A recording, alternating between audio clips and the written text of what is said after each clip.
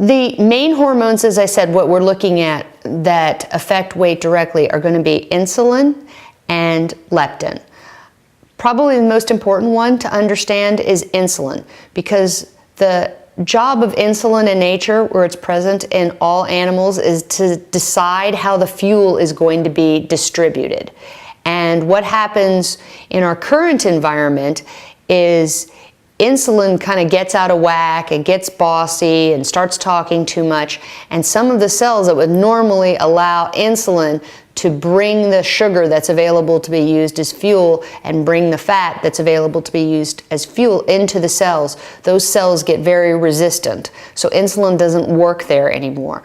So what happens then is insulin always works on the fat cells. Fat cells are very compliant, they're very easygoing. So even when the other cells are become insulin resistant to allow fuel to come in, you can always take fuel off and put it in the fat stores. Well, what happens then is the cells still need energy, and because the cells need energy, they send like a text message off to the brain saying, feed me, feed me, feed me, but insulin won't be allowed to escort that energy in through the door.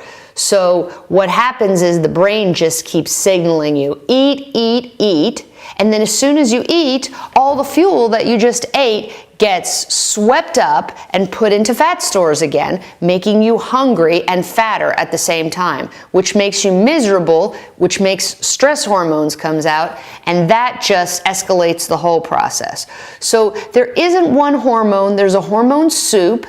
You have to look at the big picture. You have to understand how these hormones would work in nature to help save your life, and you have to work with your physiology instead of fight it. Fighting your physiology is stressful, and eventually it's exhausting, and when you have a lot of stress hormone on board, eventually it's fattening. So no matter how you look at it, it's just not a good setup.